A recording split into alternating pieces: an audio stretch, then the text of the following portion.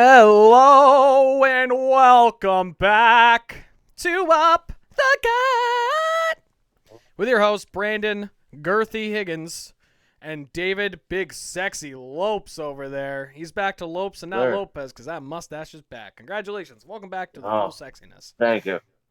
Thank you. Thank you to everyone that watched our last episode and gave us any feedback or anything at all. I don't think we really got any, but I know we're really cooking it up. Tonight we're getting silky smooth.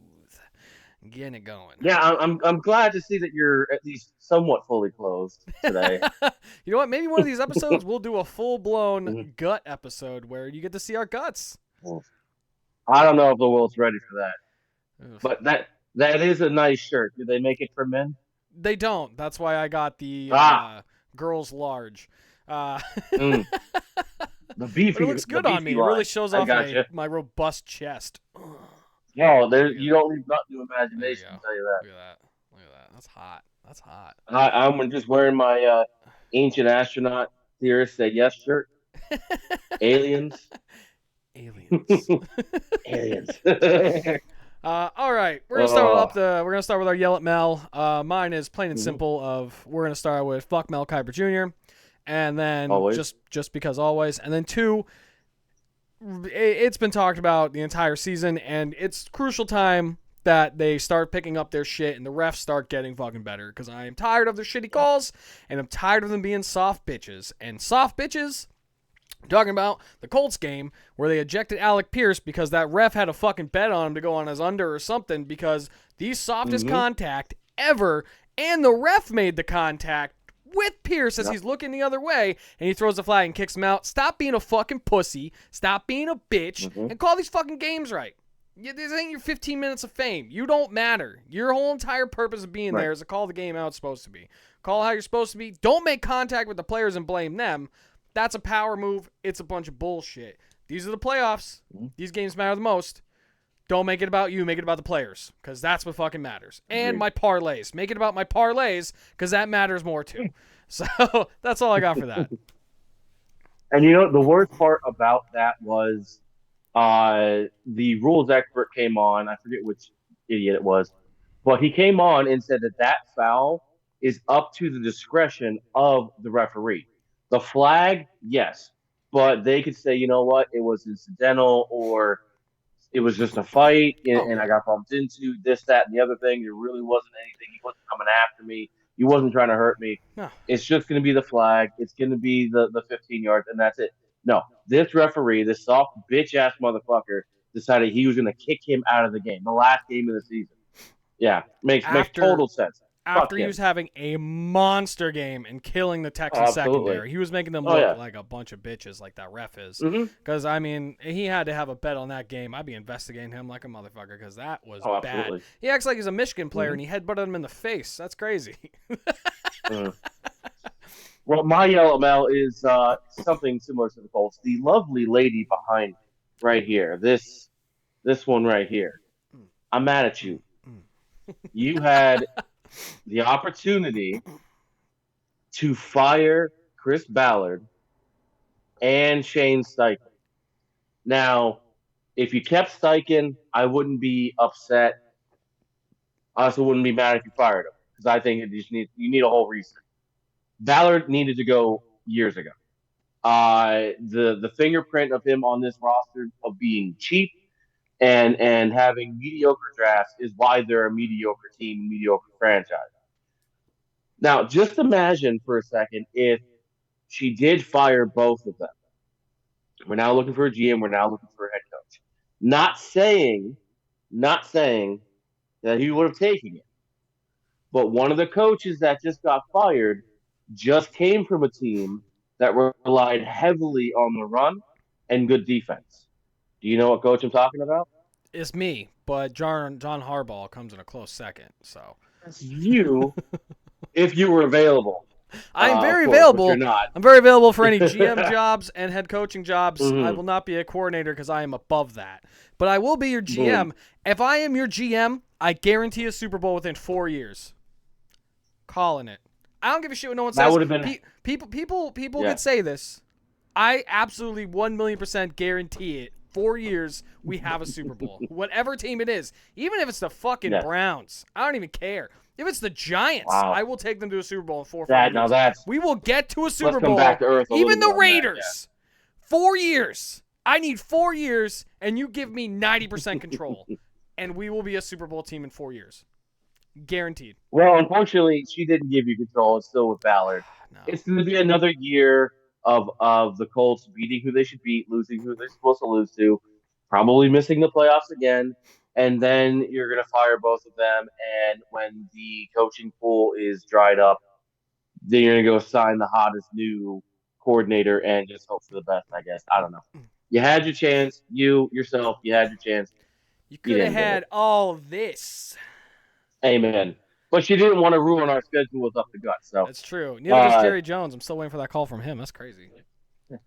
Speaking of the coaches that have gotten fired, it looks like the dust has settled, and everyone that has gotten fired is going to get fired. There shouldn't be any more. Personally, I think there should be one more. I don't think it's going to happen based on the franchise history. I'm talking about Mike Tomlin. Yeah. But the 7 that got fired, in no particular order: Jonathan Gannon from Arizona, Pete Carroll, Las Vegas, which we called midseason. Kevin Stefanski from Cleveland, Brian Callahan, Tennessee, John Harbaugh, Baltimore, Brian Dable, New York Giants, Raheem Morris from Atlanta. How the Jets didn't clean house, I don't know. They like to set bad records, I guess. Yeah, I don't know. I mean, there's a lot of enticing job openings right now, especially with Baltimore being there. Falcons is actually an enticing one. Arizona isn't that bad if you get the right guy in there. Gannon, I don't think should have been a head coach in general. He just doesn't have like the drive. Or I saw his first interaction with the players when he first got there, and he was like, "Who came by a car? Who came by a bus? Raise your hand." And everyone's like, "What the fuck?" He's like, "Do you guys want to win? Yeah. You guys got that fire? Because if you don't, get it now." And it's like, "Oh, okay, I'm ready to play for this guy." What? Yeah, that dude couldn't motivate me to get out of a burning car. All right, like, no, absolutely not. Now this show is going to be a little bit shorter than the normal. We don't have as much to go over that many games, so we're going to get some of the later stuff out of the way first, so that we can just dive right in. The top 18 picks have been set. Your top 5. The Raiders are officially on the clock, followed by the Jets, Arizona, Tennessee, and the New York Football Giants. I think the Giants and then with had the the pickup 7th. last week, huh? I think the Giants have the 7th. As far as I saw, the Giants have the 5th. According to Tankathon, they have the 5th. While he looks that up, he finally caught up, a little bit this week in the pick'ems. I went 9-7. He somehow went 11-5. Fuck you, Killed Baltimore. it. I know the script.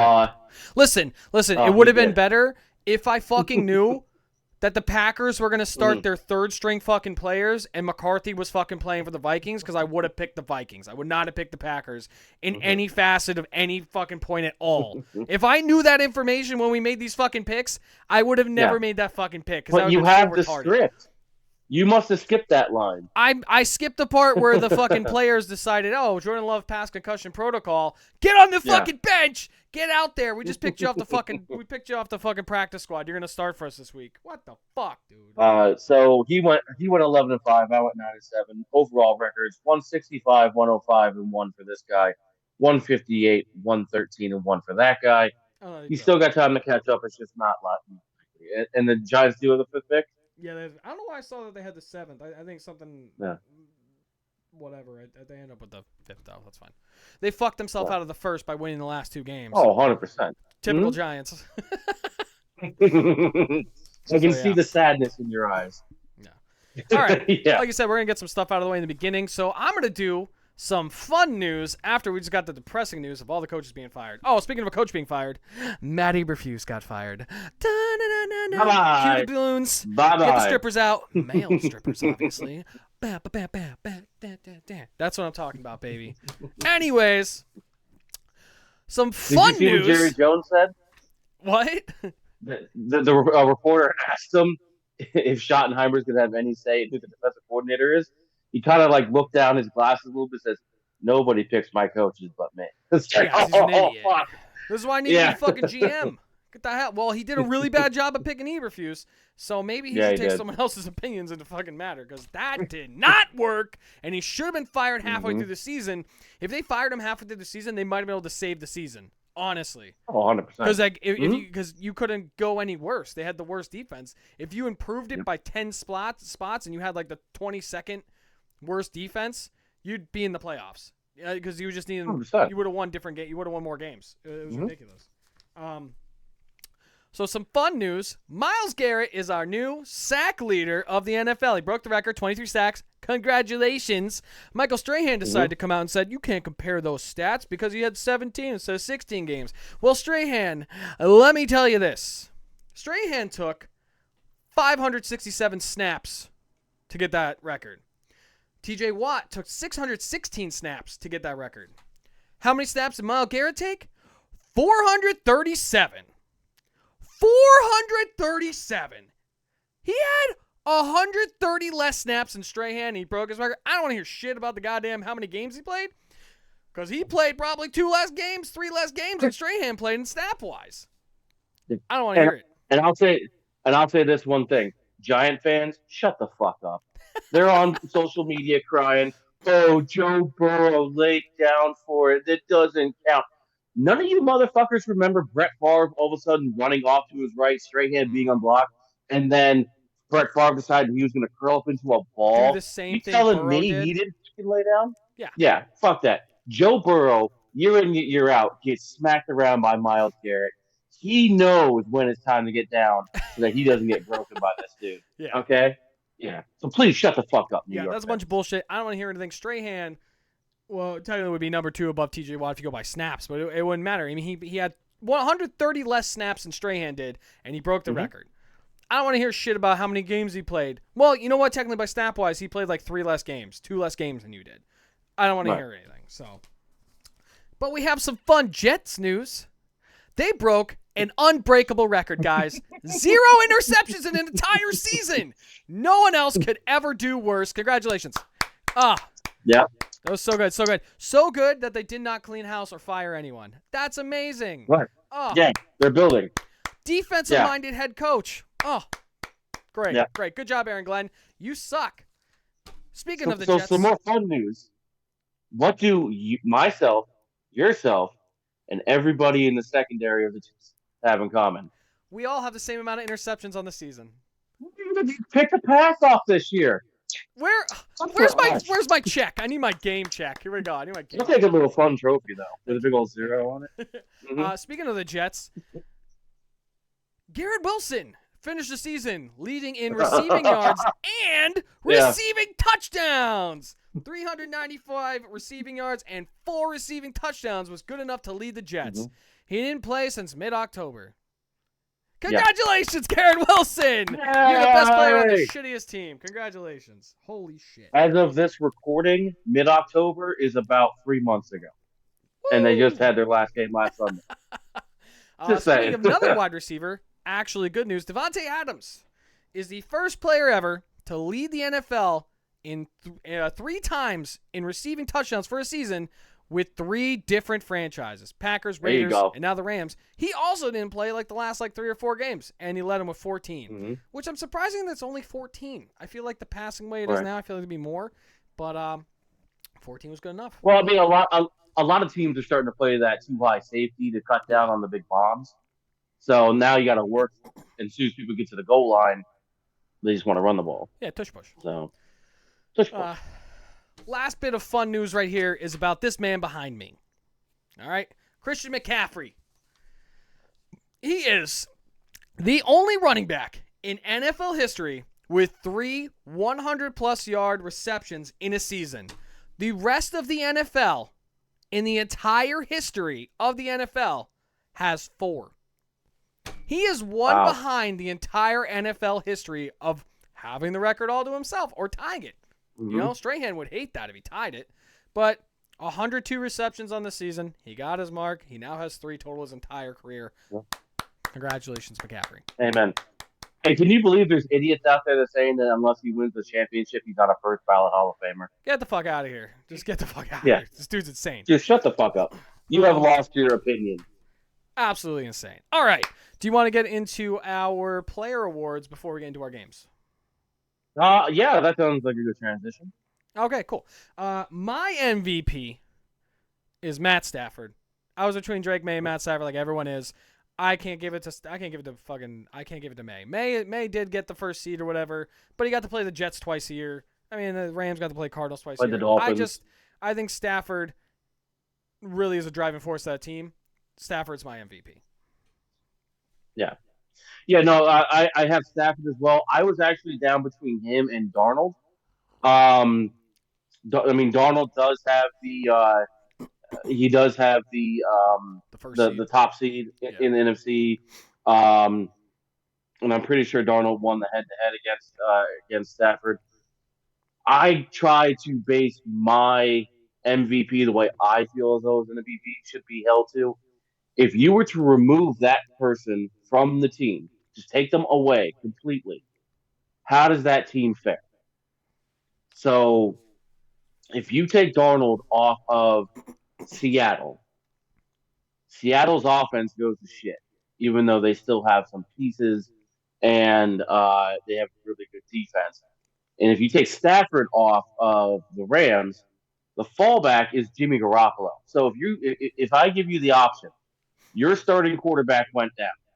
You have the choice between Jalen Milroe and Jimmy G. Which one do you take? I mean, like it's hard. Depends on the type of offense I run. I mean, I feel like you can throw almost anyone in that Seattle offense because it's throw the ball to Right. JSN and hand the ball off to one of these two backs. Um, Mm-hmm. but the way McVay runs his offense, Jimmy G is a vet. I think he could handle the job, but he's not going to Yeah. do what that offense is doing now without Stafford. Right. Yeah, and I totally agree. And I'm not saying that Darnold had a bad season. I'm not saying anything like No. that. I'm saying that my thought process, 51 or 50, yeah, 51% um when Stafford, 49% went Darnold. Yeah, I kind of went May just for how explosive he was in the big games he won, but Stafford to Yeah. me was definitely my number one. Next one we got Coach of the Year.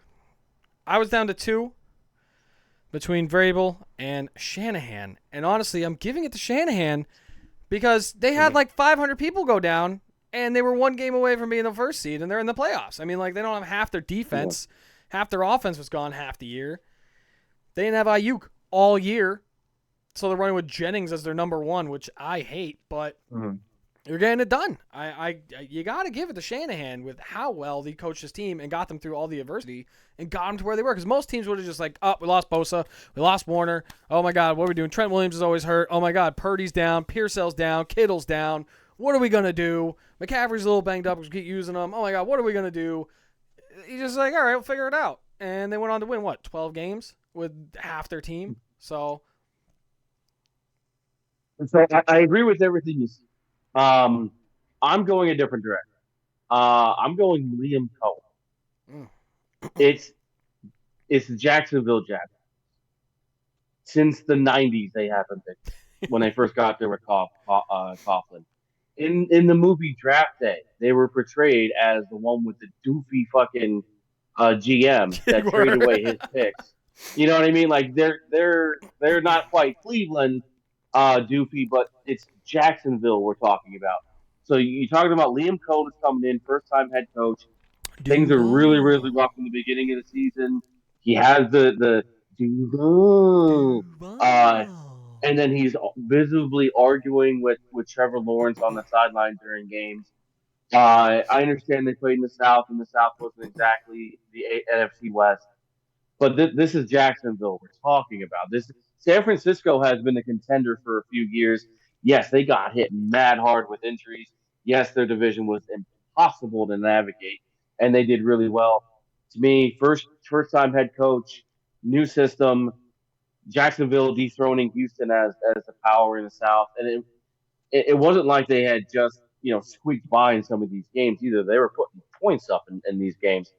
And they're going to be a hard out from the playoffs. So I'm going to go with Lee and Cole on this one. Next one we got is comeback player of the year, and my vote is for lo and behold the big man behind me, Christian McCaffrey, who we didn't even know if he was ever going to play again because of his Achilles issues. Yeah. And he just comes back and he plays every single game and like nothing's wrong. You know, a little twist here, a little bang there. All right, Brian Robinson, come in for a play and a half. I'll tag you in halfway like it's a tag team match. I'm ready to go. It was between him and Dak because Dak had that pretty nasty hamstring tear and he had a really good year too. I mean, he came back, he played every game. They pulled him halfway through the last game for whatever reason.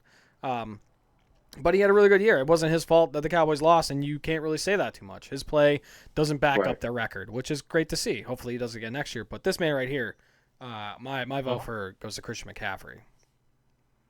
Yeah, to me, it's McCaffrey, and it shouldn't even be close. I mean, I understand you have to have their names up there, but some people are trying to make the case for Aaron Rodgers. Like, get the fuck out of here. Like, get out of here. This dude, like you said, we didn't know if Christian McCaffrey was ever going to walk properly again, let alone get back to being on the football field. And all he did was lead the San Francisco 49ers in rushing and receiving. Yeah, he did. You know, that's all. Yeah. So, and he shouldn't go too far, like, towards his seat, because I'm pretty sure he's going to get a couple more awards there. Yeah, speaking of one, you got the Offensive Player of the Year next, and everyone's like, JSN is the leader of this award. And I'm like, no, he's not. To me, it's the man behind me, Christian McCaffrey. Yeah. So JSN, great season, had 119 receptions, 100%. 1,700 yards, I think he had 10 touchdowns. That's great. Mm-hmm. McCaffrey only had 17 less receptions, and he's a halfback.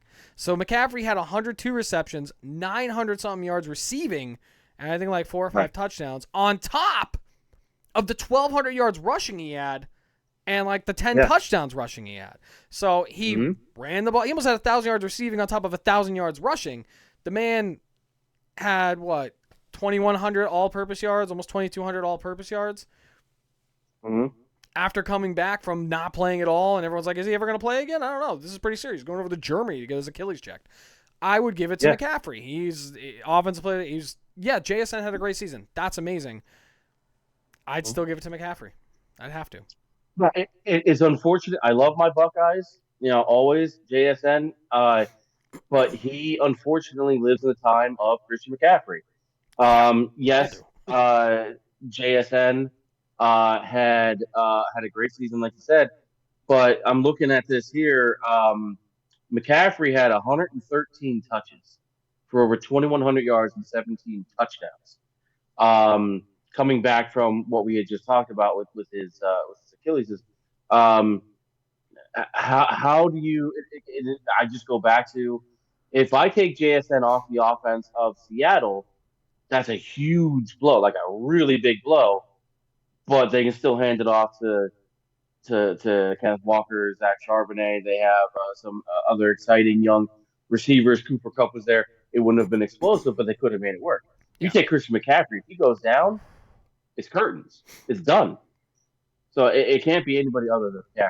Yeah, I like the betting vibe. Like, if you're looking at bet-wise, JSN's like negative 7,000. They basically locked him up into being. And I'm like, I don't know why. Does McCaffrey not exist because he's a white running back? If you want to go that route, for Christ's sakes. I mean, guys, I don't care which way you look at it. There's no reason he should be overshadowed by any reason at all. He should clearly be the favorite because he literally did it all. Was he have to throw for another 20 touchdowns? He had to play quarterback too. Like, there's no reason that no offense to JSN. Like I said, amazing season. You can't top the season McCaffrey just had on top of all-purpose yards, receptions, and rushing. Crazy to me. And the people can't even use the. Oh, go ahead. Yeah, that one is easy. Whatever. But the people can't even use the argument of the top seed. Yes, so they have the top seed. But San Francisco's second seed. Okay, so that's a real. I did hear that argument, but I think we all know who the best player is. Yeah, it's T.J. Watt, obviously. Come on, Michael Parsons. Yeah, obviously.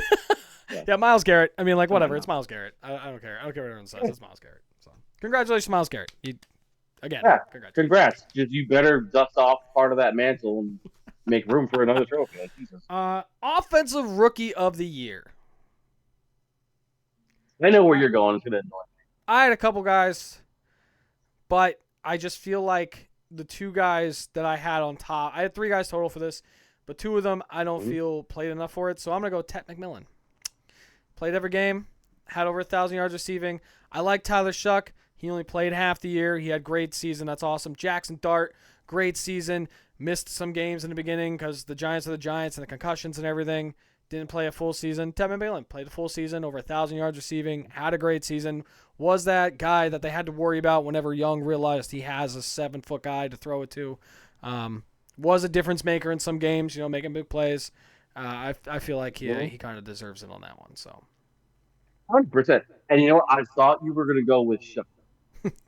And I had prepared in my mind saying, that's great. He can win this award because you know what? It doesn't mean shit. Vince Young was once the rookie of the year, and then he flamed out. Except, Vince Young was 22 or 23, not 32 or 33. But yeah, you're 100% on Ted McMillan. Played every single game. There were games where he was literally just forgotten. I mean, when we go through our breakdown of their playoff game, the one game that they played against the Rams, he had one catch for 43 yards and a touchdown. yeah, And I'm pretty sure that was the go-ahead touchdown too. Like yeah. they just completely forgot about him the entire time. So yeah, he had a great season. He proved a lot of the doubters wrong and proved me right because he's my dynasty guy. So He did. And we got our defense rookie of the year, which mine is between two guys, and I don't know which one to pick because they played so well in facets, and the one came on later on in the year. You have Carson Schlesinger from the Browns, the linebacker. Fantastic since week one. Awesome. And then you have James Pierce Jr., the DN from the Falcons. Ended up with 10 sacks on the season. One of the played every game. Played every game. I think he's only the sixth ever to do that in his rookie season, or like 22 years old or something like that. Came on great. Yeah. Towards the end. For me, it's honestly a toss-up between these two, just because, if they give one to AFC and NFC, please give it to both then.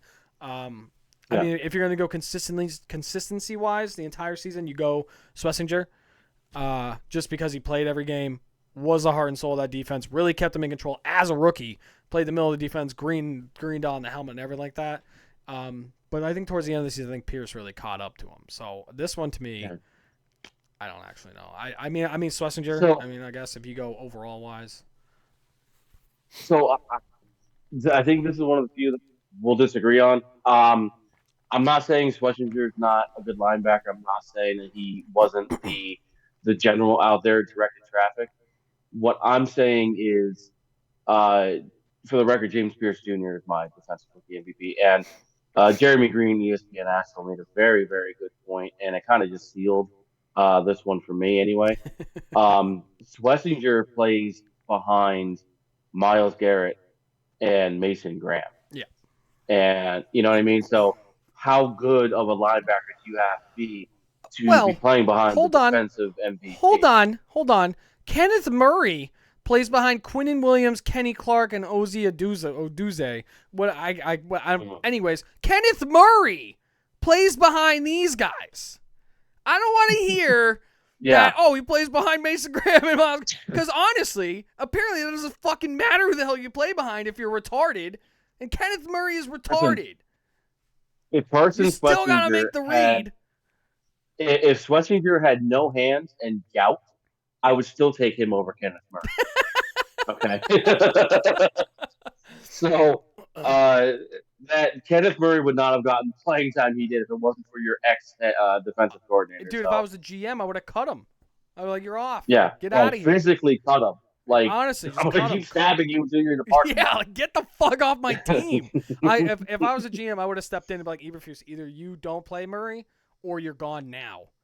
That's it. Right. He's an emergency or special teams guy. He ain't the starter, and I don't want him on the field unless the starter needs a break.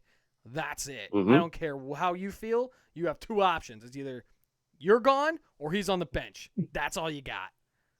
I'm not saying your feelings don't matter. I'm just saying they don't matter to me because I'm your boss and I'm paying you. So, but yeah, that's me. It goes James Pierce Jr.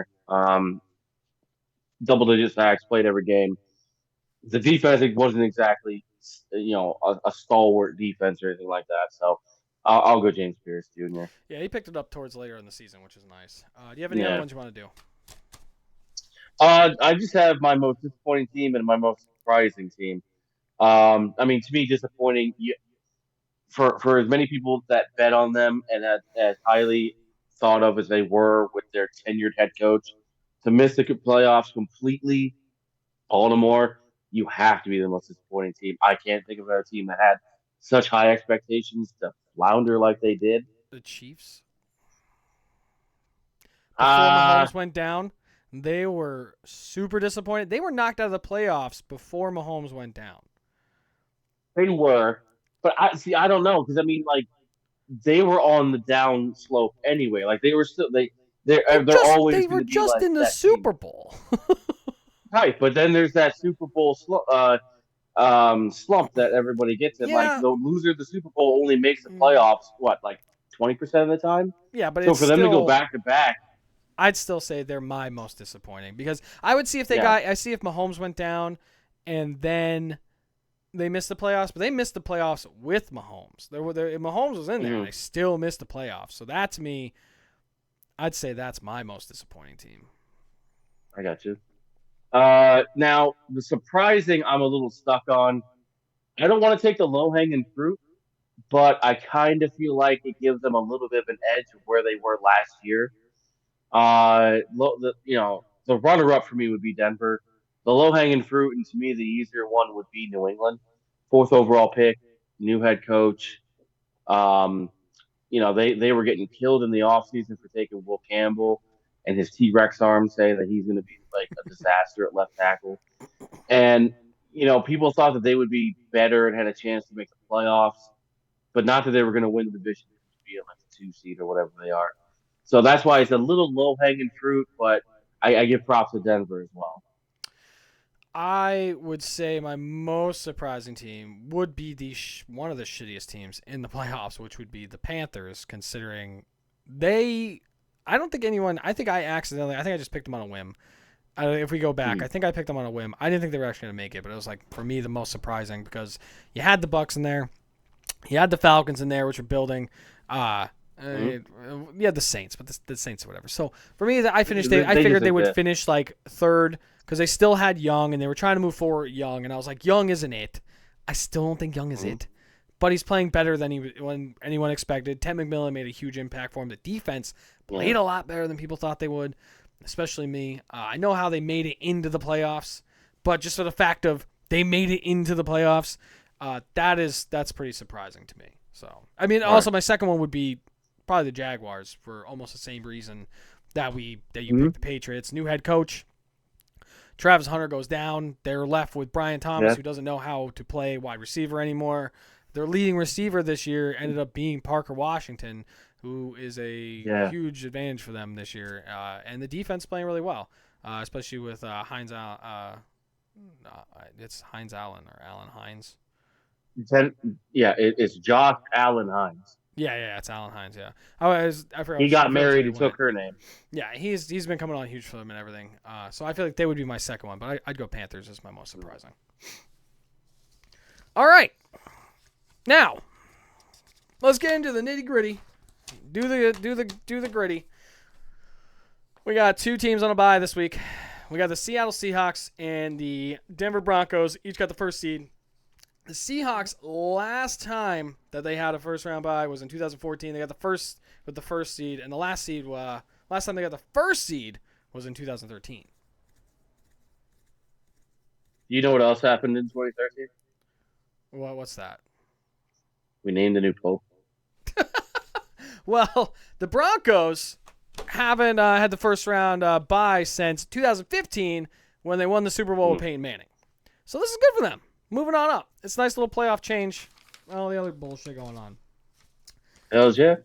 Now we got our Saturday games. We got the LA Rams at the Carolina Panthers. 12-5 Rams against the 8-9 Panthers, baby. The Rams had a little tune-up game. They played against the Cardinals. They won 37-20.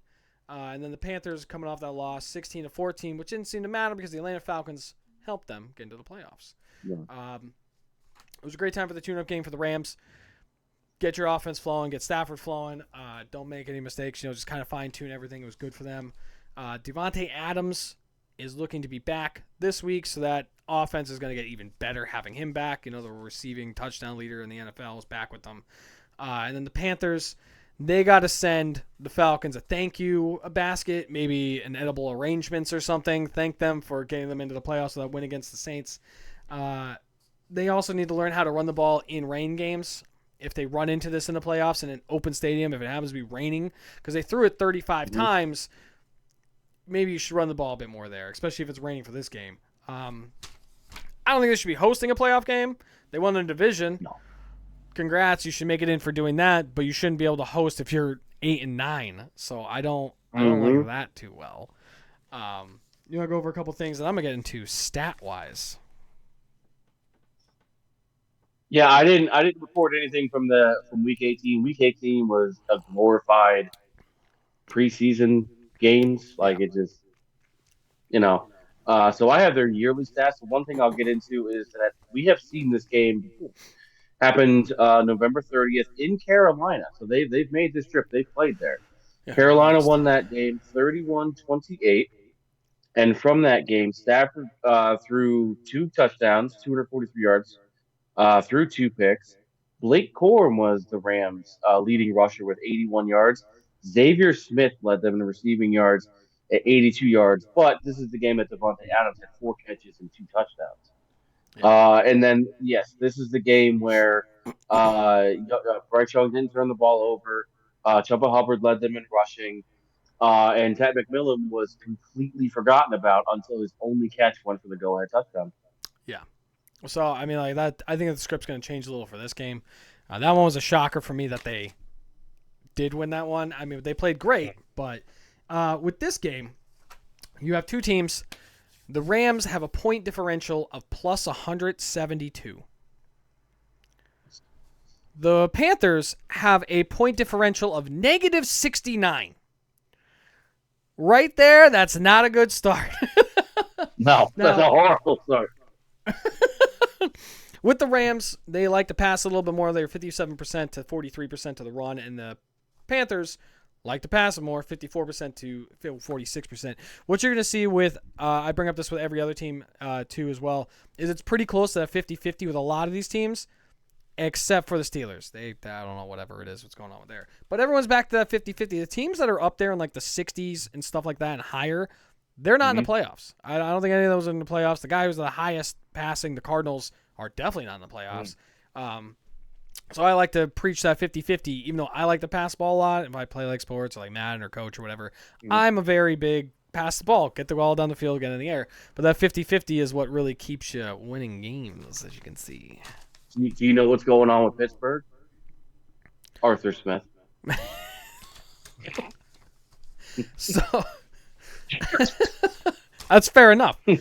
So with this one too, the Rams have the number 1 passing offense in the league. They average 268 yards per game.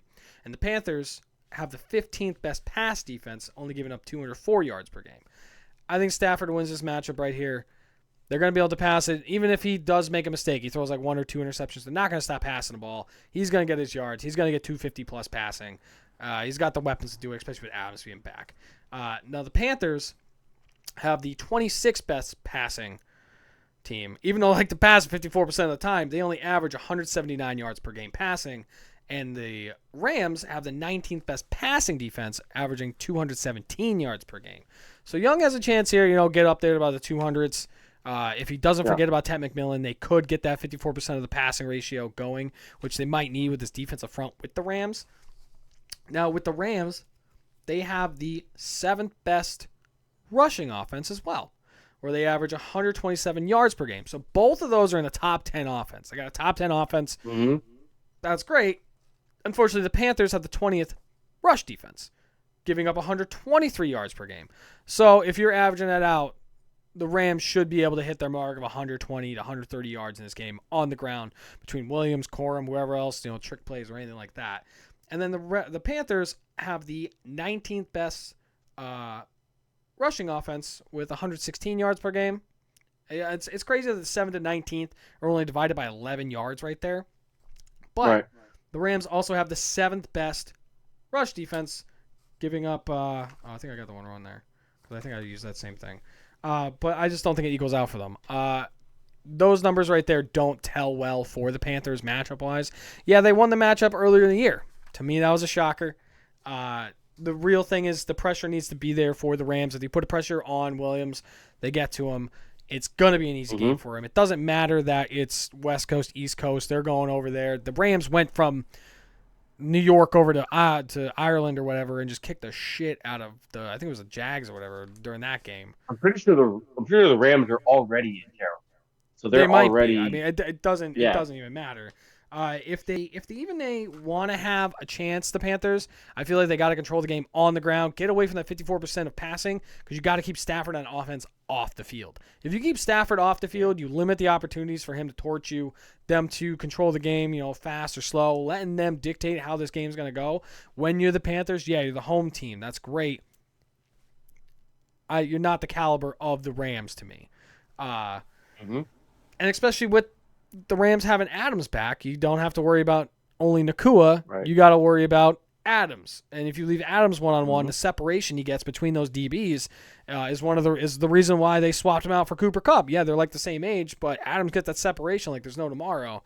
And he's made a huge Yep. difference, and that's why Stafford, I feel, is in that MVP for me as well. Just having Adams made it a lot easier. I'm going to go Rams in this game. Yeah, I'm gonna go with the Rams.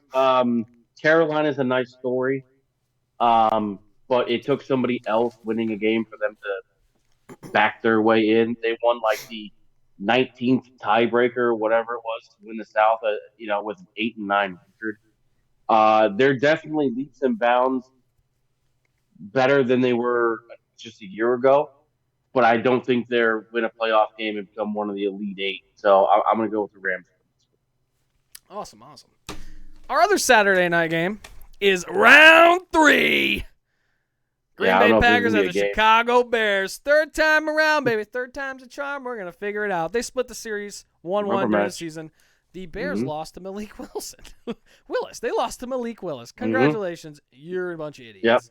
Packers coming in at 9-7-1. Bears 11-6. The Packers sat their starters. Not a huge fan of that. They kind of fucked me on that one in pick wise, coming off that loss 16-3 against the Vikings, but they didn't give a shit. They were they were, and they were like whatever. And then the Bears come off the loss 19-16 against the Lions because Dan Campbell will not let Ben Johnson get a win, even if his season doesn't No. fucking matter, because he fucking hates him. For whatever Mm-hmm. reason, that blood is bad. Fun fact about the Packers starting wide receiver that they drafted in the first round, Matthew Golden, finished the season with 0 touchdowns. Absolutely zero. We have the same amount of touchdowns. Where the hell's my paycheck? What are we doing here? Typical Texas wide receiver there, not converting well to the NFL already. We're going to see what happens next year. Mm-hmm. There we go. And they added Trevon Diggs. Congratulations. Good luck. Yeah. Bears, Enjoy they that actually played. The Bears, they actually played their starters. Didn't fucking matter. Still lost by 3. Loveland finally had a huge game again. 110 yards on 10 receptions. I think he had a touchdown or 2 as well. Really using the right way. Really showing why he thought he was Sam Laporta. I think Kmet might be on the move in this offseason to get away from having to split that or doing whatever because I think they want to push Loveland all the way on that one. Williams is still ass. Asked way too much of him. And the Bears still don't have a 4,000-yard passer in their history. And this one's in 17 games. Oh, my God, Williams is so good. No, he's not. You got anything before I go with my entire stat thing I got going on this week? Yeah. Chicago, not saying that Caleb Williams had a bad year. We're saying that his team lifted him up to have decent numbers. Yeah. DeAndre Swift led them in rushing over 1,000 yards. That's pretty good, especially with as much attention as Mononga had been getting, especially near the end of the year. Yeah. Colt, with all of their receivers, with all the speed and the power that they got on the outside, Colson Loveland led them in receiving. 58 catches, 713 yards, and 6 touchdowns. Montez, what was their leader in sacks at 10. As far as the Packers are concerned, another decent year by Jordan Love, 3,300 yards, 23 touchdowns, 26 picks. Josh Jacobs had just 234 carries. No wonder this dude's knees are just fucking shredded cheese right now. Did not reach 1,000 yards, but did have 13 touchdowns. Somehow, Romeo Dobbs, who I have said before couldn't catch an STD in that fucking New Orleans whorehouse, he had 55 catches, 729 yards, and 6 touchdowns. And then, unfortunately, their leading sacker, I don't think he had this many with them, but it was Parsons at 12. And I will just say about the two games that they had, both of them were one-score games. Mhm. The Bears lost. I'm pretty sure the game that they lost. Yeah. So the game that the Bears won took literally a last-second heave to DJ Moore. Mhm. Miracle. Otherwise, they were going to lose to Malik Willis. So it's hard to beat a team three times, but honestly, the Bears should have lost both times to the Packers. That's just my opinion. We'll see who I pick after your stats, sir. All right, so stat wise, this is surprising to me that the Packers are 51-49 pass to run because they seem like they pass the ball way more than they run the ball. Mm-hmm. Or it's just Mm-hmm. Jordan Love changing the fucking play or something because sometimes when they pass the ball, it doesn't make no fucking sense to me. But they have a Right. point differential of plus 31. Good. Bears, Yeah. 54-46 pass to run with a point differential of 26. Pretty similar. Pretty differential. Yeah. It's only different by a couple points there, about 5-point difference. With the Packers, they have the 17th best passing offense, averaging 213 yards per game, and the Bears have the 22nd pass defense, averaging 227 yards per game. Now the Mm-hmm. Bears have the 10th best passing offense with 225 per game. I think I copied over the wrong fucking numbers again for this goddamn fucking pass defense. The way I had it set up, screwed the whole thing up. Yeah. Fill up the other one in. The running offense for the Packers are 15th with 120 yards per game, but the Bears are the 27th in rush defense, averaging Mm-hmm. 135 yards per game, just getting gashed, just getting fucking gashed. But the Bears have the third best rushing offense with 144 per game, which is kind of crazy because they only 46% of the time they're running it. But the Packers are the 18th with the 118 per game they give up, which isn't bad. So here we are with that shit. Key factors for me, it's Love versus Williams. I don't like either one of these QBs, if I'm being honest.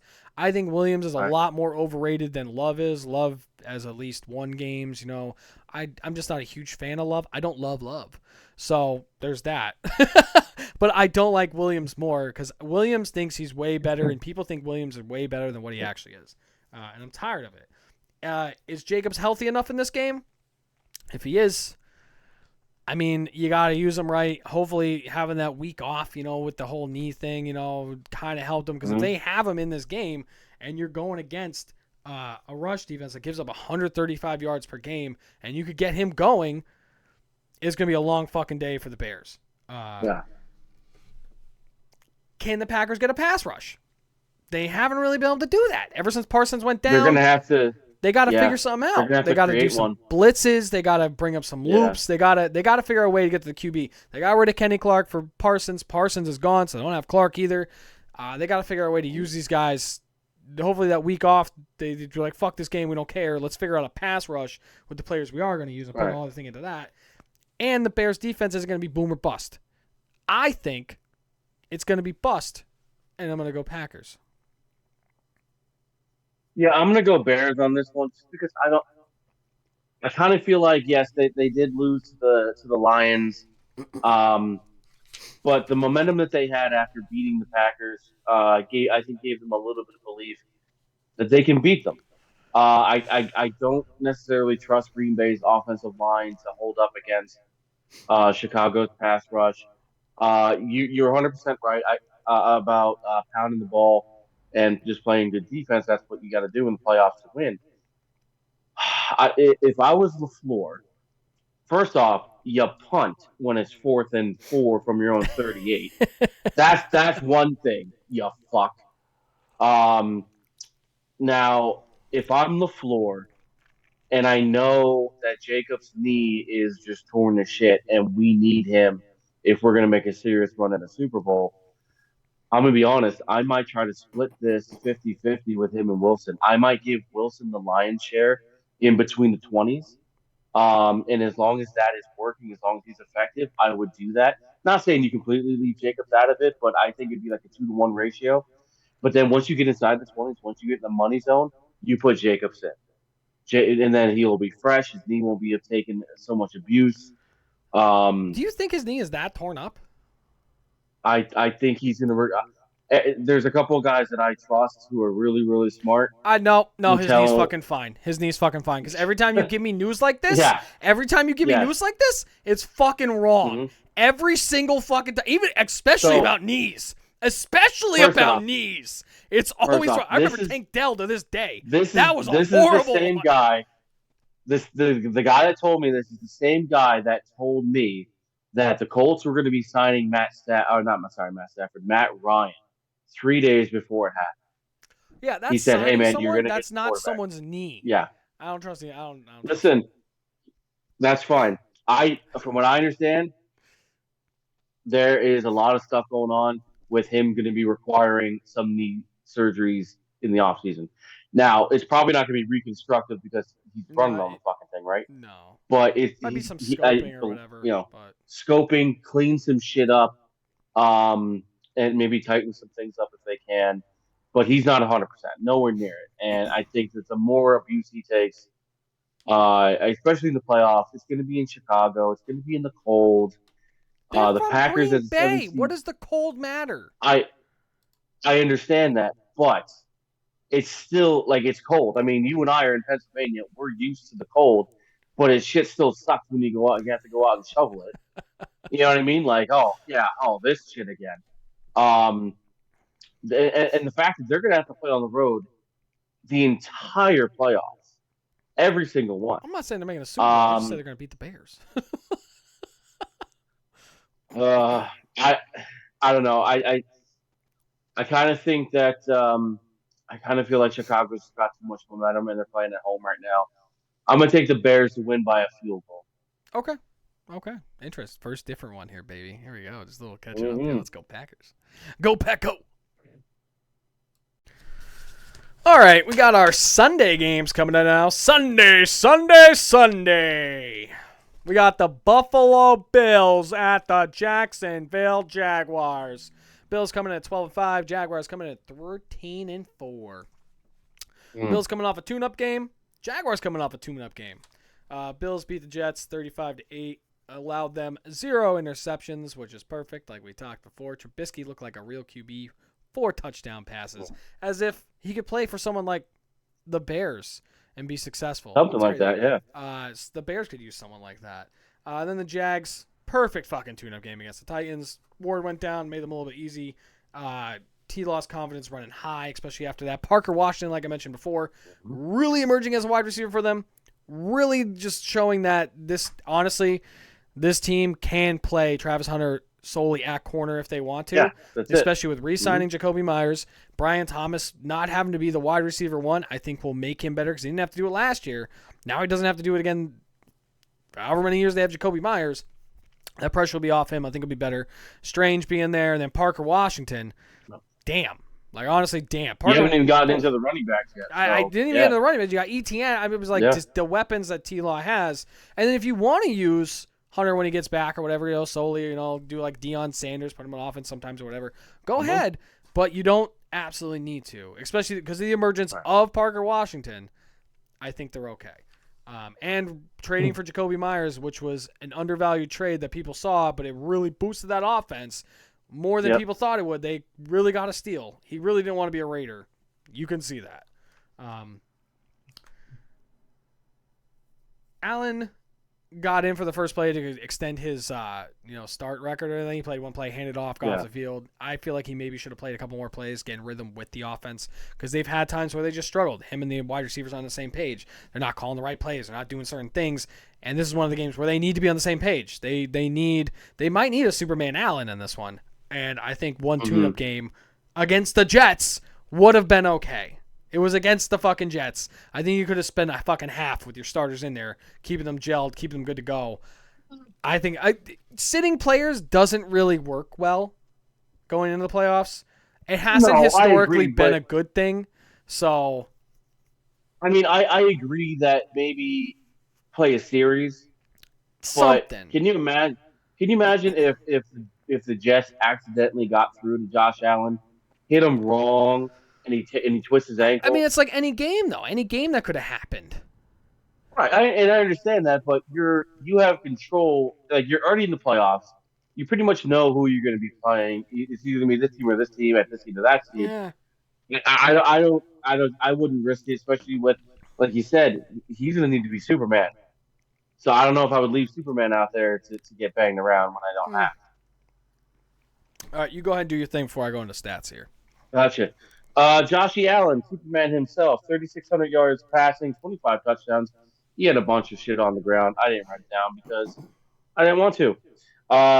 Even with what he did on the ground, James Cook still led them in rushing. It doesn't seem like he had 1,600 yards on the ground. No, He did. what? That's Yes, crazy. 309 carries, which is only two less than McCaffrey, but he had 1,600 yards, Damn. 16. Let me start that again because math is hard. Yeah, math. 1,621 yards and then 12 touchdowns. Shakir was their leading receiver with 72 catches, 719 yards. Greg Rousseau, 7 sacks. On the flip side, Trevor Lawrence, 4,007 yards, 29 touchdowns. He does have the most interceptions. I'm sorry, second most interceptions in the playoffs for 3 more interceptions. He did throw 12, so that could be a problem moving forward, especially in clutch time. ETN 1,100 yards and 7 touchdowns. Parker Washington, like you said, ended up leading them in receiving, and then Josh Allen, Hines leader in sacks with 8. And these two teams did not play in the preseason or regular season. No. So it's going to be the first matchup with them, which is going to be good. Both teams are relatively healthy, too, which is nice to see, except, a couple guys out here and there. With this, the Bills pass the rush 49-51. They like to run it a bit more than they like to pass. That's the only team in the playoffs that likes to do that. Everyone else is at least 51-49. The Jags are 55-45 in terms of rush to pass. The Bills have a point differential of plus 116. The Jags have a point differential of plus 138. Okay. Crazy shit right there. So they're putting up points, doing the whole thing. They had the luxury of playing the Titans twice a year, but also played the Jets. So they got that luxury of some shitty teams that they got to play. And I felt what they did to the Jets completely. You know what? And I'm sorry to get a little off topic while you bring up the Jets. You know what I heard today that was just hilarious, and I can't stop thinking about it, so I have to tell other people. What? You know what makes the Jets 0 interceptions thing worse? They played Tua twice. That's true. That's fucking true.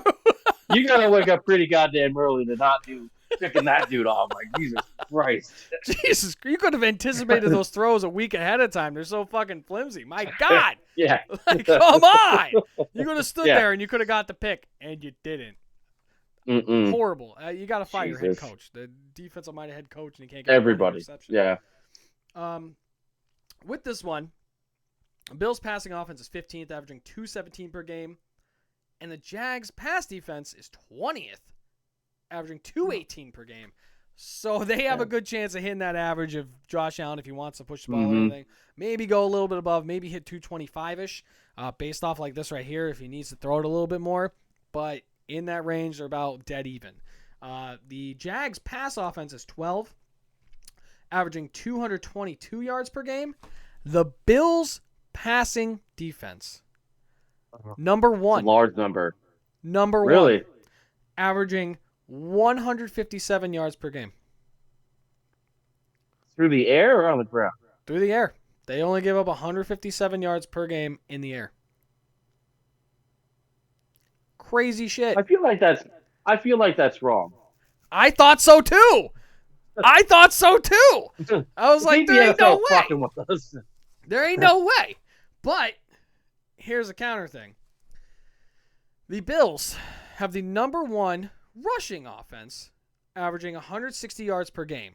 But the Jags have the number one rushing defense, only giving up 86 yards per game. Good Lord. So they might have to rely on Josh Allen throwing the ball a bit more, because that is a tough matchup right there where like they're cutting your yards in half. They play the run so well that doesn't look like you're going to hit the 160. You'd be lucky to hit 100 at that point and just be satisfactory with that. And you might have to rely on Josh Allen being Superman. And that's where Superman comes into this one. Yeah. Now the Jags rush offense is 20th with 115 per game, and the Bills rush defense is 28th, averaging 136 yards per game. So this is where their defense gets gashed, is the run. Yeah. They really focused on the pass, shutting down the pass, doing what they had to. Yeah, they gave up some big touchdowns passing wise, but you got to play the Jets twice a year, so that probably helped your passing yards per game. I Yeah. can tell you that. Played the But Dolphins twice. yeah, exactly. So, that might be skewed a little, but they are number one in passing overall, but their rush defense is what really is killing them. And I think a lot of that had to do with Ed Oliver being out and Matt Milano being out and those guys being. I don't know if Bernard's out this week. I know he got banged up later on in the season, but it depends how the health of that front seven is doing for the Bills. Yeah. Now, key factors for me: Allen, Superman has to be on target with his wide receivers. The run game isn't going to be there as great unless they really put in like 6-7 offensive linemen and really try to fucking jam it down their throat. And that's going to be the only way they're going to be able to really move it, or some misdirections, stuff like that. I don't think they're going to rely on the run game. Smoke screens, tunnel screens, like those quick hitters behind the line. I just like those extension of the running game type pass plays, because it's not necessarily downfield. Yeah. But it's going to keep the defense honest. Yeah. You're not going to be able to traditionally hand the ball off to Cook, have him run for 160 yards or whatever. I don't feel like he's going to be able to break those. I think a good game for him would be around the 70, 80 yards just for himself. That would probably be a phenomenal game. That would be phenomenal against a rush defense like this. That would be great. The other thing is, can the Jags overcome Lawrence not being phenomenal? I don't think he's going to have his games like he did against the Titans or the Jets where he's throwing 5 touchdowns or whatever. It's going to be closer to like him throwing 1, maybe 2 interceptions and being under pressure if they can get to him a bit more. They might have to rely on the run more than they have, especially against this rush defense that gives up a lot of yards. Maybe take the focus off of Lawrence. It's best rush offense, best rush defense. I mean, one of them has to. One of them has to give. Someone's got to give. Yeah. And I feel like the Bills will get closer to that 100 yards rushing overall wise combined. With Allen's rushing ability and Cook and the whole thing. I think they get closer to 100, maybe 110, but I don't think they're going to hit the 160. And even holding them to like the 100, 110 is going to be a tougher game for the Bills to overcome with the Jags and how they operate. To me, the Jags are super hot right now. They're coming off 9 wins in a row. They're just super hot. They didn't rest their starters against the Titans. They wanted to make sure they got this seed. They did their thing. They could have rested them towards the end. I don't think they pulled them out until like the last drive. They just kept all gas, no brakes. That's what they did. I love me Josh Allen, though, and some Superman. I love what the Jags are doing. I love that they're on fire. But the Bills are a good fucking team. And I'm going to go Bills. I believe in Josh Allen more than I believe in Trevor Lawrence. In a game like this, Josh Allen has more experience. Josh Allen has played closer games like this. Trevor Lawrence has been phenomenal. But his phenomenal games have mainly come against weaker defenses in terms of pass defense. This one's going to be tough for them. They do have the receivers and everything now for me, but I'm going to go Bills. We got Superman on the field. I can't go against them. So even Superman has kryptonite, and it's funny, kryptonite is green, and teal is a form of green. I am going, but it's like a blue-green. I'll have our assistant look it up, and she'll tell me. I'm going to actually go Jacksonville on this one. I do agree that Josh Allen is going to be the best player on the field, and he's going to have to be Superman. I'm not all that worried about Trevor Lawrence passing the ball as much. Now, if the game gets to be where Buffalo's got a lead, Jacksonville has to abandon the traditional run, then I'll start to worry for Jacksonville. But if all they have to do is keep Superman on the sideline, dominate on the D-line against a really poor rush defense, with Travis Etienne, maybe have some signed runs for Trevor Lawrence. Maybe we do some end arounds or something to keep it on the ground, keep that clock moving. Kind of like what we said with the Bills, kind of like an extension of the run game, some screens, stuff like exactly. that, stuff like that. And then pass when you have to. If they end up dropping the safety down into the box, or just loading up in like in a bear front or something like that, then yeah, then drop back, pass, Yeah, rip the and see seam. what you can get. And yeah, rip the seam. It doesn't need to be. Josh Allen, or I'm sorry, Lawrence doesn't have to throw 400 yards in this game to win. He just doesn't have to turn the ball over. I'm gonna go Jacksonville. Buffalo is a good team, yes. But like you said, 9 straight wins. They're firing all cylinders right now. I'm gonna go Jacksonville. All right, we got two different ones now. Oh, chance for me to catch up here. Mm-hmm. Let's go, Bills! Mm. Bills Mafia, 7 baby. This back, one's for you, baby. Taylor. 7 back. I'm sorry. Next one we got is the 49ers. So my assistant did just tell me that it is a blue green. So it is a form of green. Yeah, but blue. But it's green with a bluish It's tint. more blue. Suck my balls. Anyways, speaking of green, we got the San Francisco 49ers at the Philadelphia Eagles. 49ers 12-5, Eagles 11-6. 49ers coming off that loss against the Seahawks to lose that first seed, 13-6, 13-3. Rough loss. They kind of got banged up. Purdy looked like he died at the end. I think he's okay though. And then Eagles coming off the loss, 24-17 against the Commanders. They didn't start anyone. They sat their starters. They still scored 17 points. We're going to find out what happens with the 49ers this week. Do they get Williams back? Do they get Pearsall back? Williams is trending on the right way to start, so they'll have the left tackle back. Pearsall, always a question mark with that knee this year. But it's like the Bowers knee where he literally just needs to rest, and he can't rest right now. They need him out there. The offense isn't the same without him as much as, he's a little banged up. The PCL really hindering him a lot there. You know who my uncle is, right? Who's your uncle? My uncle John Lynch. And he called me. He told me that Trent Williams is playing.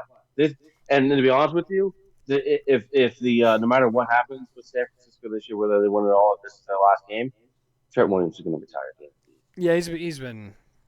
He's done. Yeah, he's going to have a real conversation at the end of this one. So, like I said, the Eagles sat their starters. They got to look at Tanner McGee, the guys that they were calling for Hurts to get replaced by this year. He was whatever. He looked like a QB playing a sport. It was whatever. Yeah. Go ahead, do your thing, and I'll get into mine. Yeah, Brock Purdy. He still threw for 2,100 yards, 20 touchdowns. He only played half the year. Something like that. He's got a toe injury. Yeah, turf toe. McCaffrey. He's still a little sore in the groin area from us. Massaging that area earlier in the show. But still, 113 touches total, over 2,100 yards, responsible for 17 touchdowns. That's ridiculous. The one thing that does worry me about this San Francisco team is their lack of a pass rush with all of their injuries. Their leading sacker on the team is Clelin Ferrell with 4. That's pretty bad. Then we flip over. Sorry, every time I just see the Eagles name, I just start throwing up in my mouth. Jalen Hurts, 3,200 yards, 25 touchdowns, 6 picks.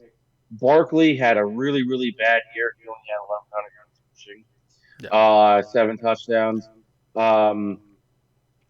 Smith led them in receiving yards, receiving in general, I guess.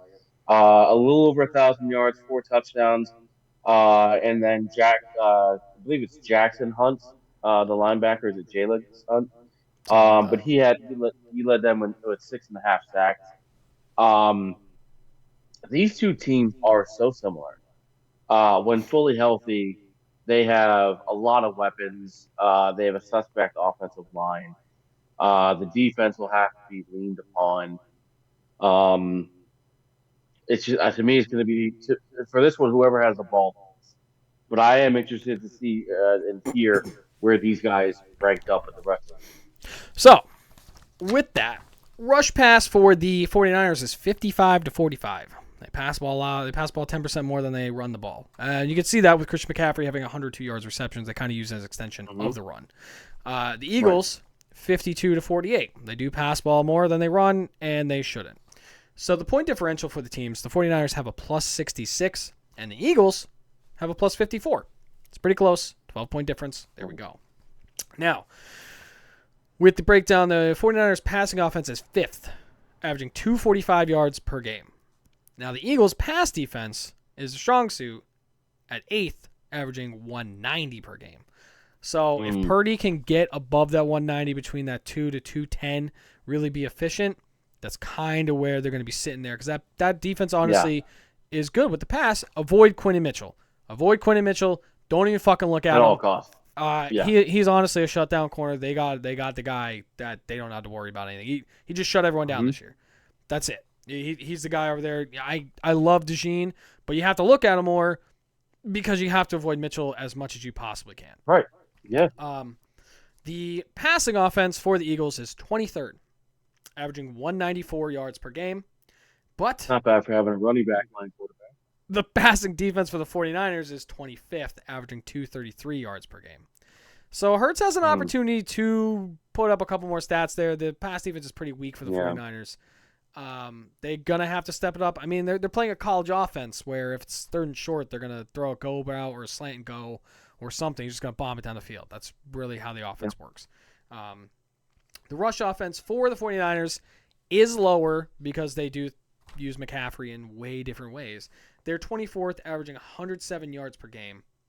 And the Eagles are 22nd in rush defense, averaging 124 yards per game.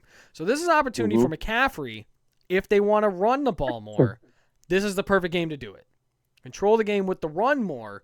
Have him gash him up the middle or outside, especially with Williams being in. Having your left Yeah. tackle back.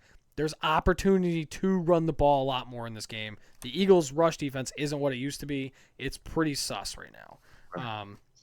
And then the There's rush a reason why offense, they signed Brandon Graham this season. the old fat man to Yeah. play in. Congratulations. Yeah. Then the Eagles' rush offense is 18th with 117 per game. And then the rush defense for the 49ers is 11th, giving up 108 yards per game. So they're pretty evenly split right there. The Eagles really do need to run the ball more. I don't care how much they want to rely on Hurts. Hurts is not your guy. I don't care if he makes one or two plays and you're like, this guy's great. You could have a game like he did against who the fuck was it? Was it the Rams? Where he or it was who the hell did they play where he threw an interception, got the fumble, and then fumbled the ball. Oh, I'm pretty sure that was. Yeah. Yeah, he could have Pretty games sure. like that because he's ass. The key factors for me in this game is Hurts' ability to throw. Is he going to be able to? Can the Eagles bottle up McCaffrey? Their main focal point should be McCaffrey. Can they stop him catching Right. it? Can they stop him running it? Can they stop him? That's they really need to focus on. If they take him away, Kittle needs to step up. Jennings needs to step up. Pearsall, if he's playing, needs to step up. I don't care if they Yep. use Pearsall as like that motion thing and just distract people. Go ahead. Hmm. Williams being healthy, like I said, I think he's trending in the right way of playing. And then Pearsall. If Pearsall's on the field, that opens up your offense a lot more too because he can run, he can Yep. catch. He started out the season great. Just depends on that PCL injury with that knee. The 49ers defense, are they going to be able to get that pass rush? Colin Farrell leading you with 4 sacks. A little banged up, but you are playing a college offense right now where it's one of two fucking things. So are they able to key on that? I think they just lost Fred Warner's backup linebacker too that they put in. Yeah, He's they out for did. the season 2 now. So they even lost Yeah. another guy. And the Eagles, are they going to carry Watch Barkley or are they going to let him run the fucking ball? You're going to have to let him run the fucking ball. You're going to have to try to run it more. You're not going to be able to do this 30 passes to 13 rushes, and 3 of those were Hurts, and only 10 carries go to Barkley. This is the game to unleash them because you're going to fucking need it. Yeah, you're at home, but that didn't matter on Black Friday when you let the fucking Bears come in and fucking push your shit in with over 250 yards rushing down your fucking throat. I am going 49ers because fuck the Eagles. Fuck the Eagles. Fuck Jalen Hurts. Their offense is trash. I'm going 49ers. I'm going with the better QB. I've picked Philadelphia so much this year, to the point where you throw your hands up. I'm pretty sure, you threw something at my apartment and almost hit me. Which just speaks to your arm strength, by the way. NFL. But I have a very hard time picking them to win this game. To me, normally it's Brock Purdy versus Jalen Hurts. No, not really. To me, this comes down between the guy over your left shoulder and Saquon Barkley. I think whoever can take over the game, one of those two guys, that's who wins. And even if Philadelphia finds a way to hold McCaffrey, let's say McCaffrey only has 160 yards, and that is rushing and receiving, Yeah. which is pretty much considered bottling him up compared, to what he's done all year. Yeah. If they bottle him up, what's the rest of the weapons look like? George Kittle, maybe Ricky Parasol, Dude, Jake Tongas has come on huge for them too. So they can run two Jake tight ends. Tongas, and the Niners still have use check, and I trust Brock Purdy more than I trust Jalen Hurts to not fuck up. So I think they still find a way to get Purdy the ball. I think that if you can shut down Barkley, AJ Brown is a nice receiver. Yes, Devontae Smith is a nice receiver. They have a couple of nice tight ends in Calcadera, and for whatever reason, I always want to call Goddard Brent Selleck. I don't know, maybe because they look alike. I have no idea, You saying all white guys but look alike? I Racist. guess. But it all comes down to who's delivering the ball to them after the superstars. So to me, it's McCaffrey uh, versus Barkley, and then it comes down to the quarterbacks. I trust I trust the Niners more than I trust the Eagles right now, so I'm gonna go Niners as well. Let's go Niner Nation. No. Plus, that would Nine. mean if the Niners knocked out the Eagles, we would have a different Super Bowl matchup for the first time in like 10 years. That would Like be it was gonna be so fucking great. nice. Yeah, but there'd still be a Yeah. red in it. There's always a red in the Super Bowl. You got the Chiefs going all the time. You got the 49ers back there with the fucking Mm-hmm. red. Give me some different colors. All right. Sunday night football. We got the LA Chargers at the New England Patriots. Chargers being 11-6. Patriots 14-3. Chargers rested some key guys. Herbert got his rest. Got that hand rested up. Hopefully that holds up for him. Coming off a loss 19-13 against the Broncos. They didn't give a shit. They were set in stone. They couldn't win the division. Couldn't do anything. Whatever. Patriots got a tune-up game as if they're in college and Ohio State is playing, I don't know, Middle Tennessee Tech. 38-10 against the Dolphins. May look great. Team looked great. They did great. There's not much to say. It's a tune-up game. Who the hell gives a shit? No starters in the Chargers. Who the hell gives a shit? At that point, you didn't really see too much from each team. So go into your thing, and I'll go into mine. So Drake May threw for almost 4,400 yards, 31 touchdowns, under 10 interceptions. Something a Bears QB could never do. Never, ever, ever, never. Even the generational ones. And then for as much as Mike Vrabel tried, he could not hold down Trayvon Henderson. No. He led them in rushing, 911 yards and only 180 totes for 9 touchdowns. Stephon Diggs, which he's about to have a hell of an offseason, I can tell you that. He led them in receiving over 1,000 yards, only 4 touchdowns, which is weird. Yeah, that was kind of hurtful. And then Harold Landry led them in sacks with 8.5. But they're more of like, Harold Landry just happened to lead them in sacks. They don't rely on him just for that. And then on the flip side, Herbert, hurt hand and all, decimated offensive line. His running backs were literally being picked up off the streets. I had heard a rumor that somebody had been walking past the Chargers facility, and security grabbed him and put him on the field, and his name was Kimandi Faidal. It was actually Brandon Higgins. It's crazy, but it was. But, you know what? But I hurt crazy. my knee when I walked on the field, and they cut me in 30 seconds, so I didn't even get a chance to play. Crazy. It's crazy. That's crazy. But Vidal did actually lead them in rushing with 643 yards. McConkey, who disappeared at times, pretty much because of Justin Herbert, led them in receiving with 789 yards and touchdowns. And I believe the guy's first name is Tului, was Tuliapi Popo.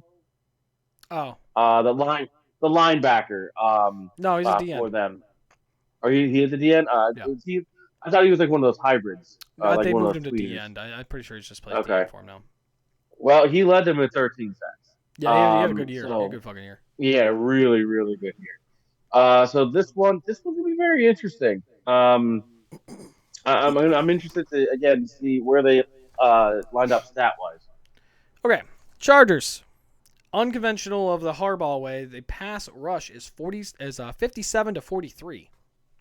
crazy to see. They like to pass. They did say they like to pass more this year with Herbert. I think the hand thing kind of messed them up, and the O-line kind of messed them up. Yeah. Patriots are 53-47, so they're close to that 50-50. Point differential for the Chargers, plus 28. Point differential for the Patriots, plus 170.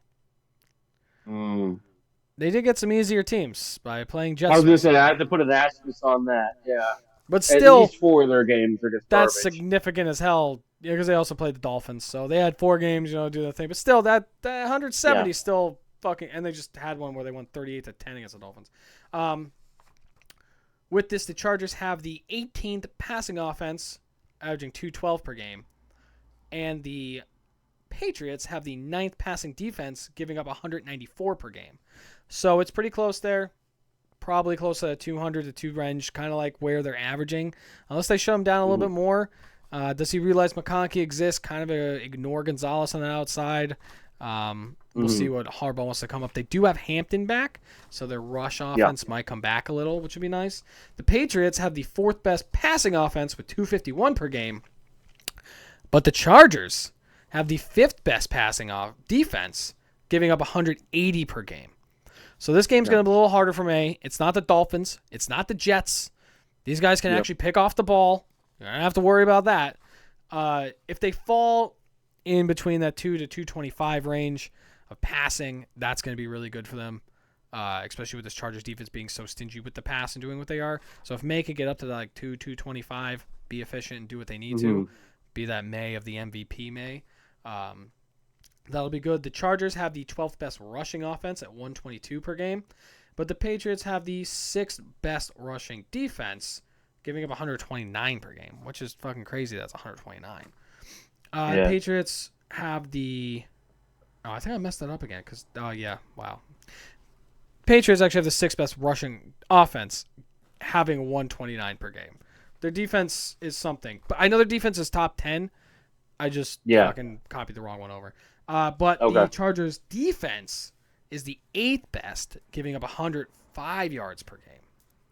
So it's actually going to be a tougher matchup for the Patriots this week in terms of what defense they're going against. This is actually a true test for May, for that offense, and how they're going to do. The real thing for me is, can the O-line hold up for the Chargers? Are they going to give Herbert at least 3 seconds? For the love of God, give the man 3 seconds. On top of that, is his hand okay? Is he going to be able to take off like he likes to? Because if there's a chance of him hurting it because he goes for a stiff arm or falls the wrong way, he's not going to be taking off or using his legs like he was earlier in the season. The splash plays might actually be the tail of the entire game, like breaking off a big run or a blown coverage or something that just so happens to work and you get a touchdown of like 60-plus yards. That could be the difference in where, I need a field goal right now, or I need to tie this game because I'm down 6. Right. Both teams, I feel, are going to have to try to control the game on the ground with Hampton, Henderson, Stevenson, Vidal, whoever can get the ball going, keep the hot hand in there. The only thing with the Patriots is Stevenson going to have his fumbling problems if he's the hot hand. Those hands get a little greasy, has a little popcorn on the side. I love my Chargers. I love Justin Herbie. I love it all. I'm a huge Herbert fan. I've always been a huge Herbert fan, but I'm going to go Patriots in this one. They are too hot. They are more healthy, and they have a lot going for them right now. And they're at home. I'm going to go Patriots in this one. I'm going to go Patriots as well. This is a very tight, close game, like team-wise, like matchup-wise. I do like the Chargers running game just a little bit more than I like the Patriots running game, only because Vrabel, for whatever reason, still wants to give Stevenson carries, even though he can't hang on to the fucking ball. Whatever. I think that the Chargers have a nicer receiving core, like the actual core of it, than the Patriots do. But like you said, the Patriots are playing hot. I just looked up the weather. And people can say what they want about, it doesn't matter. Both teams have to play in it, yada, yada, yada. But you're taking a team that plays in a dome for at least half of their games. And now you're going to put them in a wind gust of 20 miles an hour. with the wind chill supposed to be expected between 25 and 30 degrees, and there's a chance of snow. You're going to take them from a dome finesse kind of almost team, the way they've had to play because of injuries this year, and you're going to put them outdoors against a team that has been playing outdoors all year. I'm going to give the edge to the Patriots, and and Herbert's going to get to have his surgery a little earlier than he thinks. So the Chargers might actually have a better chance in this than we're saying, though. So there's a little fun fact that 64% of the time, if you have a West Coast team going to the East, they win. Mm-hmm. And the reason for that is the peak hours of performance are between 4 p.m. and 8 p.m. Now, this game's a Sunday night game. This game ain't starting until 8 o'clock. But the Chargers are from the West Coast. They're technically 3 hours behind. Their bodies are on the 5 o'clock time, and they fall within that peak hours of performance. Yeah. So this is why they're going to have a better chance than we're saying. I still think it's a lot for them to overcome with the weather-wise, with the Patriots being so hot, with that offensive line missing so many pieces. If they had Campbell the Chargers, will be back to the Patriots too. If the Chargers had a solid left tackle still, I might have picked them. But that offensive line is such in shambles that no piece to me is looking good. That's why I went Patriots. So. Yep. Our last Monday night game for the week, the Houston Texans at the Pittsburgh Steelers. Luckiest team in the NFL. Texans coming in at 12-5. Steelers coming in at 10-7. Look at that one. Texans coming off the win of 38-30 against the Colts, pulled their starters towards the end of the game because it didn't matter because Jacksonville blew the shit out of the Titans and they couldn't have a chance to get that first seed. And then the Steelers coming off the luckiest win you could possibly get with a missed field goal of 45 yards from Tyler Loop. Send him an edible arrangement as well. This episode is brought to you by Edible Arrangements. No, it's not. Don't order for them. We don't have a code. No. We don't have a code. We are open to them sponsoring us, and we'll give them a good 2-minute read. But yeah, I'm just saying, until they start paying, we're not going to delicious, free, sweet, yummy. Yeah, suck the fruit off the stick. Go in your gut. Anyways, go with your gut. Get Edible Arrangements. The Steelers come off that 26-24 win against the Ravens. Sentimental arrangement. Tyler Loop is your hero. Congratulations. Yeah. Texans were looking decent. I mean, the defense was not looking great when Alec Pierce was getting behind them. I'm pretty sure the stars were still in there. He was just burning them, getting behind the defense. Yeah. Riley Leonard was in. I think they thought Phillip Rivers in there, so they forgot they had to play the deep ball, and they were only worried about the underneath. But Riley Leonard was slinging it for getting behind him, which is good.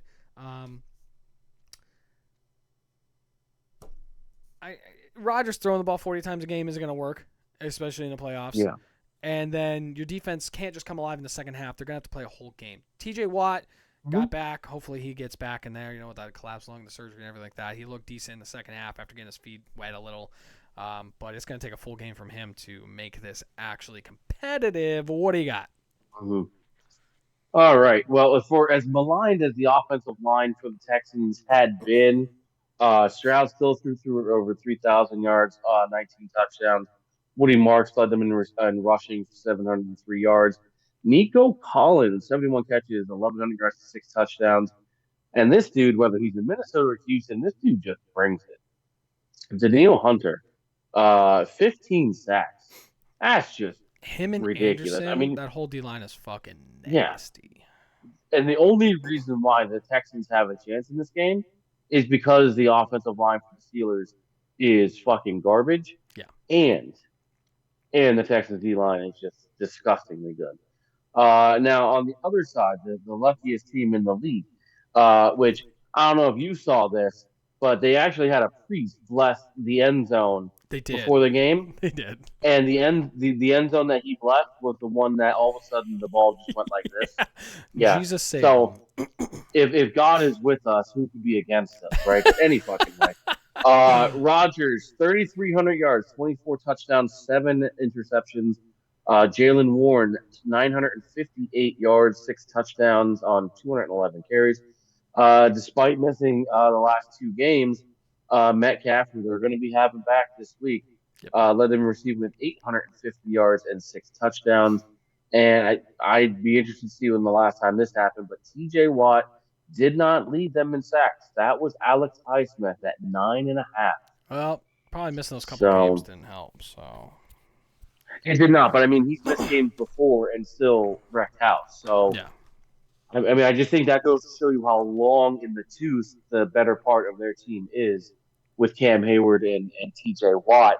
That they're no longer leading them in stats. Yeah. So Texans pass the run is 56 to 44. The Steelers have the highest pass run of 59 to 41. Wow. No one is in the 60s, but the Steelers are at 59. They tried their darndest. Yeah. Point differential, Texans are plus 109, and the Steelers are plus 10.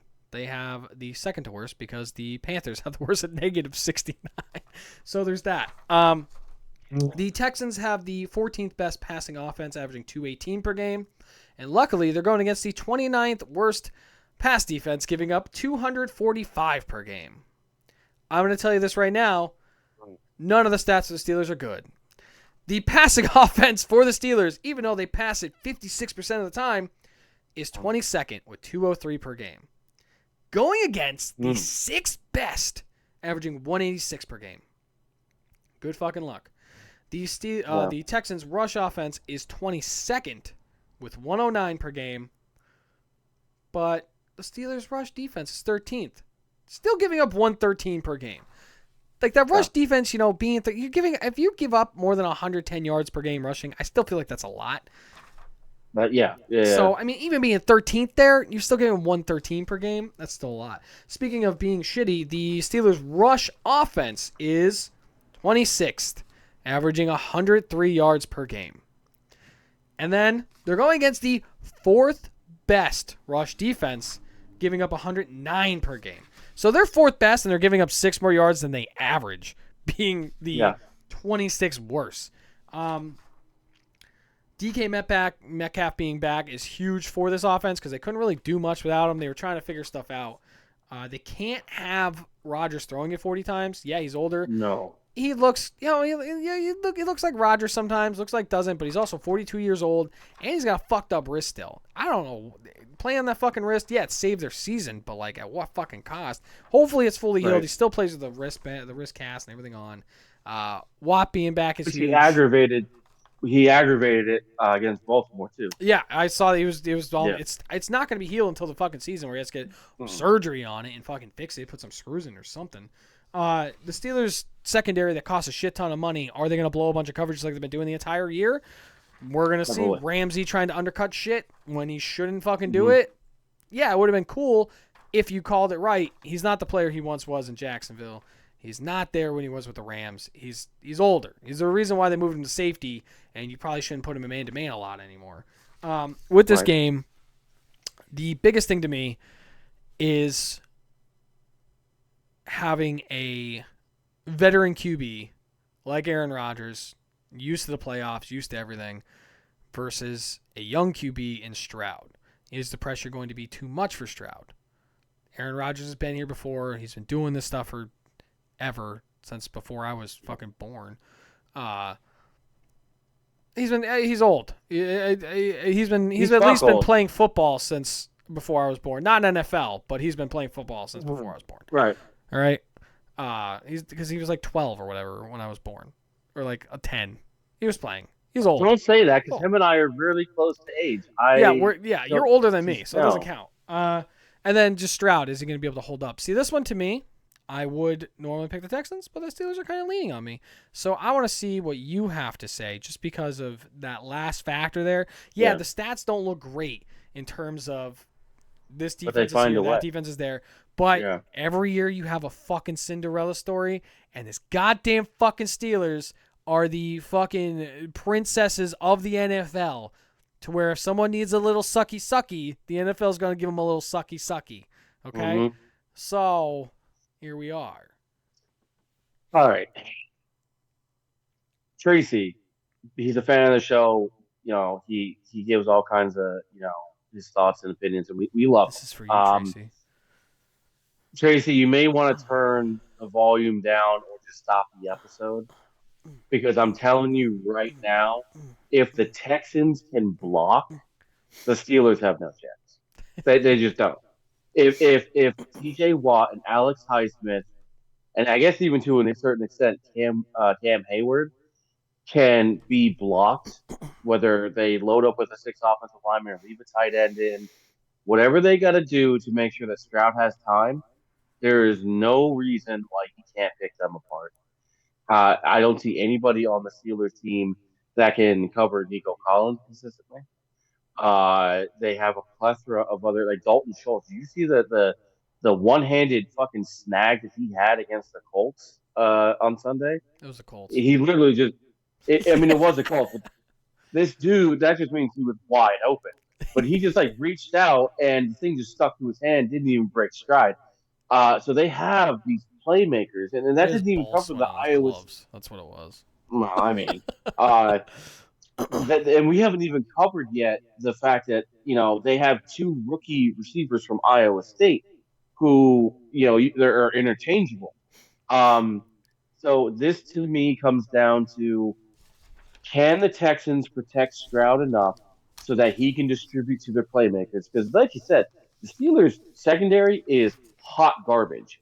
You and I, and then two strangers off the street, could go play just as well as the Steelers' secondary can at times. So if they can block Pittsburgh, there's no reason why they can't carve them up. And if they get into like a 2 to 3 touchdown lead, the Steelers don't score a lot of points. They just don't. They just prevent a lot of points. They bend, and then all of a sudden, like a fluke interception, a fluke fumble, or whatever the fuck happens, so that they stay in the game. So if you get up 14-0, 21-0, they're really starting to pile on. That's when you can pin your ears back. That's when you go after a 42-year-old quarterback with a bad wrist. It's not like the Steelers have a great running game to lead. And what are you gonna do? Just throw it to Fryermuth and DK Metcalf? That's like Well, literally they that started was their running the ball with options right there. Johnu Smith now. I don't know if you noticed that one. I mean, they're doing everything they I can was like, what? to generate some sort of Wait. offense. They might as well be Vrabel because they didn't want to play the rookie halfback. They handed off to a That's tight true. end before Well, I they mean, killed Johnson the ball. Tomlin is notorious for hating on rookies anyway. And then this idiot early in the season decides he's gonna fuck up a kickoff return, and he hasn't been seen since. So I'm gonna go Houston. I think that they dedicate all their resources to blocking Alex Highsmith and T.J. Watt, and because they know if they do that, all they have to do is distribute the ball, and they can put up points. So I'm gonna go Houston this one. All right, so I just want to look up one thing before I make this pick here, because in terms of we're talking about favorites here. All right, first game, Rams are not the home team. They're definitely the favorites to win. All right, there's your favorites. Second game, Packers at Bears. Believe it or not, the Packers are the favorite to win this game. Wow. They are the favorite. Okay. They are a point favorite, but they are a favorite. The Bills and Jags toss up. Either way, there's no favorite in this game. It's a straight up half point. There's no favorite. All right, that could go either way. The 49ers Eagles. It's a 5-point difference. They have the Eagles as the favorite right now. All right, so we're picking the underdog there. The Chargers and Patriots. Patriots are the favorite by 3.5 points. Okay. Now, believe it or not, the Texans Steelers. The Texans are the favorite, but only by 3 points. They are a 3-point favorite. And I believe I'm going Steelers. Okay. I don't think the favorites are gonna sweep it. I don't think the NFL, that'd be a good script. I have this gut feeling that the experience of Aaron Rodgers is going to overcome C.J. Stroud's inexperience in the playoffs and the atmosphere that it is, especially being a home game for the Steelers in Pittsburgh. Those terrible towels will be a terrible time. I'm not even a Steelers fan. I give a shit less about the Steelers. But I am going to go Steelers on this one. They are going to be the only Pennsylvania team to move on because the Eagles are going to lose. And you know what? I think for the safety of everybody in the state of Pennsylvania, there's one thing that people have to remember about Pennsylvania, especially if you don't live in Pennsylvania. Pennsylvania has a lot of teams. and they have nothing but millions that live in this fucking state. So you could see an Eagle fan walking around in their fucking gangrene 1 week. They'll get knocked out, but the Steelers will still be alive, and all of a sudden they've been Steeler fans their whole life. So if both the Steelers and Eagles get knocked out of the playoffs at the same time, and there's no New York team, well, they consider New York not to be Ugh. below. This state might just start burning, like just combust. So Hurts the might NFL die. can't have Death that. threats. Yeah, exactly. And I know that we said that this one might be a little bit shorter. It's probably gonna be a little bit longer, but we Oh, did it's the way awards longer. and It's so much longer. We yeah, are so sorry. It's because of the beginning. We went to a little fun news and we went to the awards and a whole thing, covered a couple things. yeah, This one's a bit longer than normal, and we apologize for that. Thank you for sticking around if you did. yes, The other ones will be shorter because we're not going to do much. Mm-hmm. much. I mean, we're not gonna have fun news anymore because it's just gonna be the teams that are in the playoffs. We're not gonna go over awards anymore, or anything like that, until they actually Right. go over them, and by that time it'll be like one game or something like that. So Yeah. I'm There, sorry and that it went a little bit over like yes, it normally does. and there is one thing that I mean, I promised Salt that we would both get really close to our cameras because she said that it's really hard to see our faces. Well, she's like Um, she's like what, 405 years she's old? 90. She's got cataracts. She's got those little Coke bottle glasses. The So just hell? for her, I'm gonna get. Oh, I gotta move my Mm, whole thing. mm, There we go. mm-hmm. There you go. There you go, Salt. There you go. A little nipple rub for you too. Mm, That's crazy. there you go. Do you have any other special requests for anyone before we go? No, no more special requests. The next special request you're gonna have to pay for because that one was free. Salt's an old friend. Um, but no, I do appreciate everyone that has supported us throughout this our first year. And again, we do apologize for how long this was, but this will probably be the longest episode of the season. Next week is just gonna be the next games, and that's it. If you're out, if you're not going to be playing for the next round, we don't talk about you. Yeah, we'll cover you when So the season's this is over, it. but you don't matter Yeah. anymore. Once you're out, you're out. I don't give a Mm-hmm. shit. Yeah, sorry about it being so long. Thank you guys for sticking through if you did. And if you didn't, you should stick it through anyways. I don't know. You're not listening to this if you didn't stick it through, so it doesn't really fucking matter. Thank you to everyone who supports us. Next week will not be this long.